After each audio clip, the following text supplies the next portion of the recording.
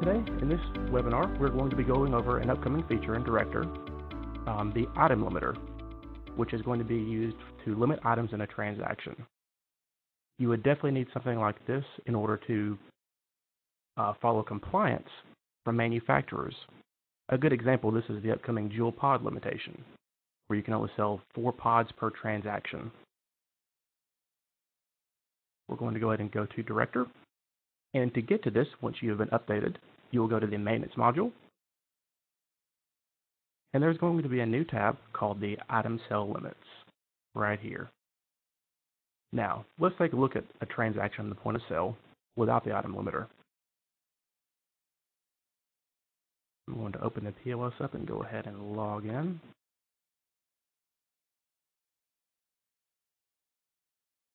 And I've got my Dual Pods programmed to a button here, so I can sell as many of these as I need.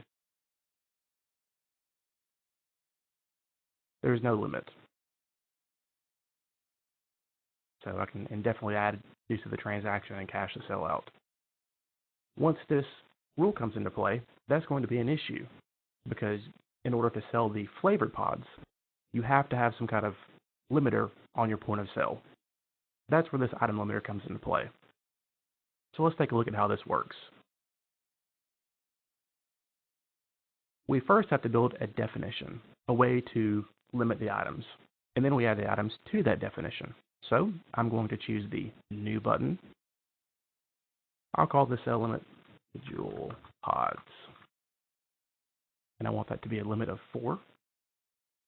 And I'm going to assign this to my store, and then I'm going to choose the Save button. That'll save this definition, this rule. I misspelled Jewel there. Let me put another U. Resave that. So now I need to add items to the definition. So I'm going to choose the Add Item. That'll then bring up a window where I can choose to add items by description, UPC number, department, category, my standard filter options. I'm going to go by my description. So I'm going to search for Dual Pods. I'm going to find, and then there's my Dual Pods. I've got them named properly to where it's the exact items I want. So I'm going to just add all of those. And I'm going to save. And save. So we've got the definition built. We've got the items in that definition built, and I can always edit this by choosing that wrench. That'll let me edit what's here. Let's take a look in the transaction of how this will actually function now that I've got the rule built.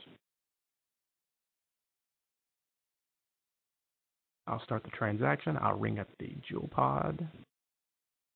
1, 2, 3, 4. Let's try adding that 5th one now. And it let me add it. I'm going to keep adding. Now, what did I do wrong here? We have to pay very close attention to that. Let me cash that sale out. We're going to go back to Director, and we're going to take a look at this. We're going to look at every parameter on this item sale limits. So I've got my name, I've got my store that it's assigned to, and the limit per sale, and then I've got my items that are assigned. Now, you can add and remove items by adding that button and choosing the Remove Item button. I can also add my stores by zone. So I'm going to go ahead and save this. And I'm going to open my POS back up.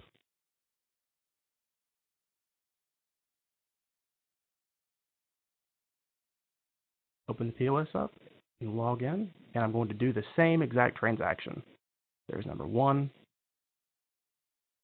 number 2, number 3, 4, 5. And now I'm getting the error. I can't sell that other item. What did I do different? The only difference I actually did was I actually had to restart the POS. This is going to be something very important whenever you send that definition down to your stores. If the POS is actually actively open, and you send that rule down, then it doesn't know to load that rule. So make sure anytime you updated item sell limit definition, or you create a new one, you have the store basically close their POS down and then reopen it. That way it's going to, whenever it's doing that initial loading, which we'll see here, I'll close this out. This loading screen right here is actually telling you really, really fast what all it's loading. And it's loading that definition. So just remember, anytime you make a new definition or make changes to a definition, you need to have the POS closed and reopen. And a good way to do that is just have your PC restart. That's a good habit to have, is have your PC on a scheduled restart schedule. So we're going to do that transaction once more. And it doesn't matter how I do this. I can do individual items. I can do an item search.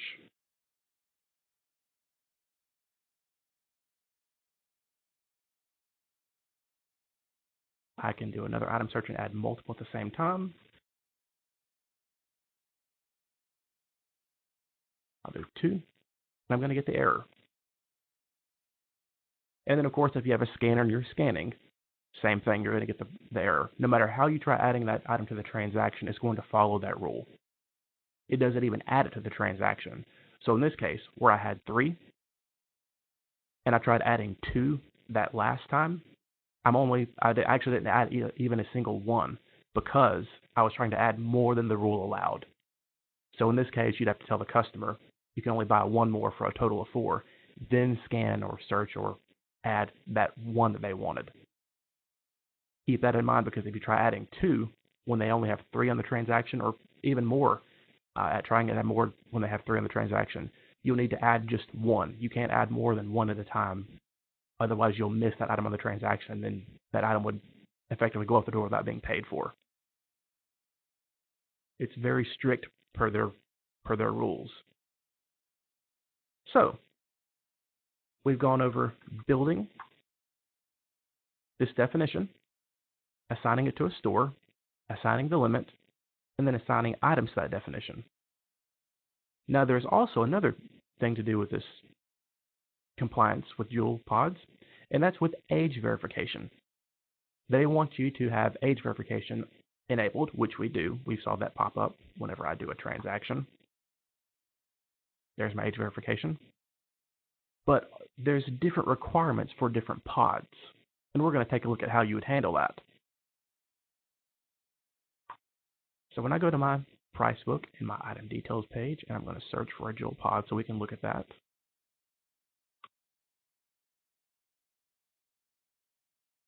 My description, we can see that it's assigned to the electric sig department. No matter which one I have, I've got those all assigned to my electric sig department. Now, age verification is going to come from the POS flag, and you assign a POS flag to a department. So they're all in the department number 70. Let's look at what POS flag that department 70 has.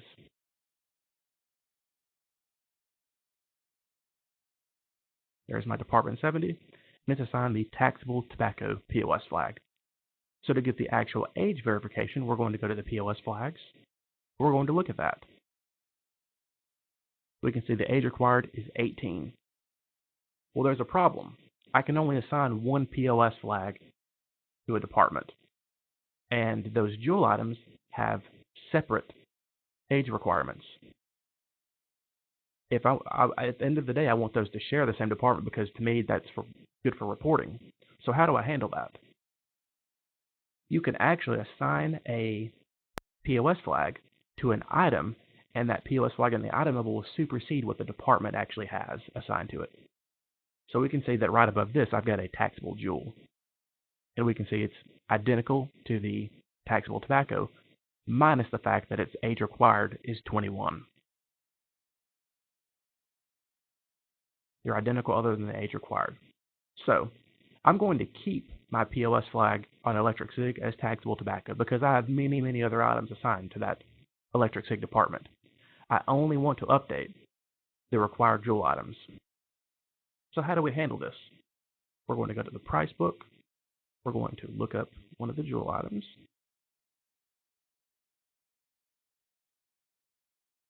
We're going to do the mango pod. And if we go to the additional info, hyperlink, we can see in this additional information block, there is a POS flag drop down. By default, that's going to have nothing selected because it's pulling the POS flag from the department that it's assigned to. I'm going to choose the drop down and I'm going to choose that taxable jewel POS flag. I'm going to save that and then save the item. Now, this jewel mango pod will actually be utilizing the taxable jewel POS flag and not the taxable tobacco POS flag that the department is assigned. This will supersede the department that it's actually in. Now I can of course go one by one and do this to every single item, but I can also use mass updates to make this a much faster process. So let's see how we do that in mass updates. First, I want to take note of the exact spelling of that POS flag. It's taxable jewel. I'll open mass updates, and I'm taking note of the categorization I have. I'm going to filter to those items from my tree view. So I'm going to go to my electric SIG pod system, FTx lab, and then here's going to be all my jewel items. I'm going to filter by selection by choosing the mango, brulee, the fruit, and a cool cucumber. And because these 4 items actually need to have that rule to where they're the age requirement of 21, not 18. So I'm going to right click and filter based on selection. That's going to filter to just those items. I'm going to go to my field updates tab. And I'm going to go to the department, not choose department, I'm going to choose the POS flag name. Here, I can change that new text to taxable jewel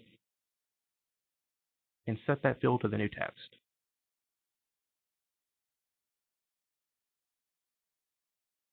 That will then update those 4 items to where they utilize the new POS flag.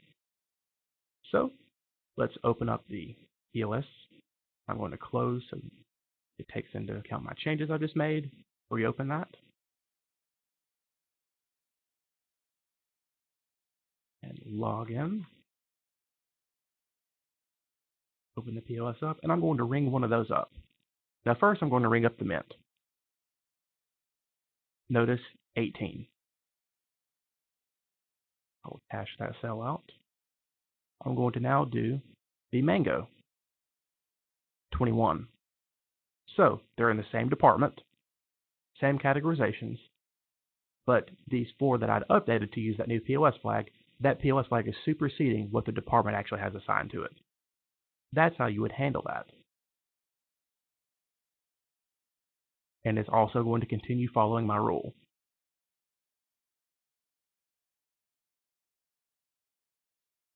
We saw the error pop up. I couldn't add that 5th one to the transaction, which is exactly what we want. Now, we've also heard some things where they want you to force scan a driver's license. Well, of course, whenever I ring something up that has an age restriction, I'm going to get this age verification. I can manually punch in the birth date.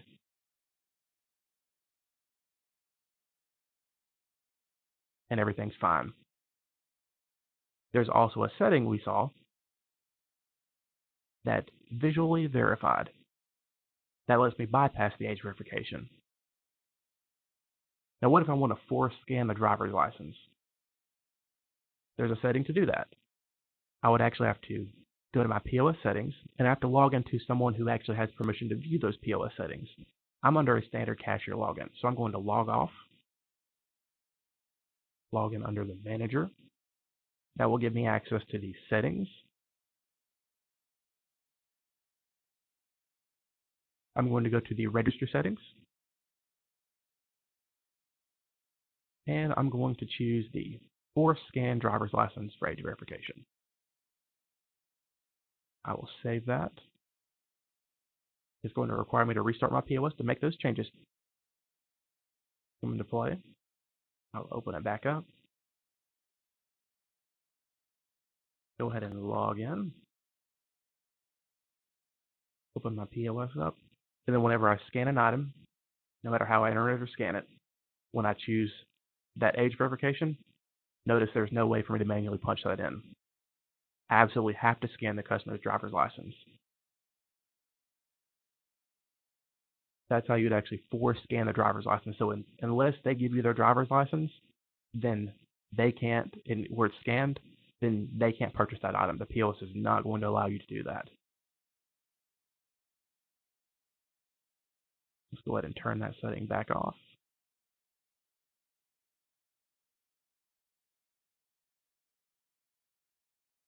I'm going to set it back to how I had it before. We're going to go through this one more time. I'm going to delete my item limit definition. There it is. I'm going to choose the delete button. I've already closed my point of sale. I'm going to open it back up. Due to it being closed and me making that change, that item rule is now gone. I don't have to force close it and reopen it. And I can add as many of those as I need to the transaction.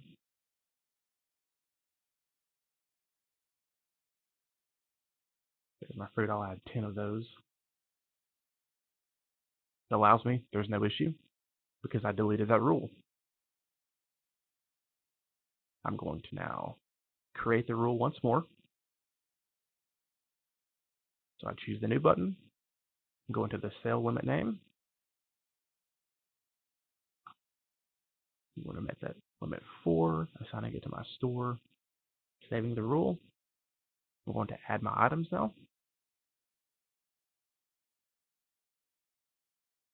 There they all are. I'm adding those by selection this time instead of choosing the add all. Saving and saving. And then I have to remember, I have to close the POS down and open it for that rule to take place. So exit POS, log off, exit, reopening it.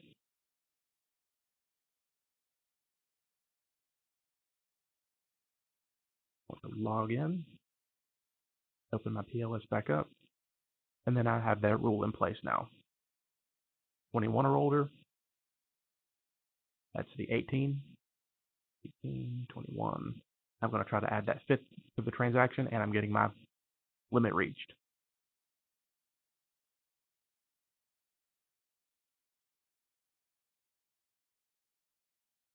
Okay, so I hope everybody learned something today. That's what I had intended to cover. As a reminder, these webinars, they are weekly events that occur every Friday at 9 a.m. Central Standard Time and 10 a.m. Eastern Standard Time.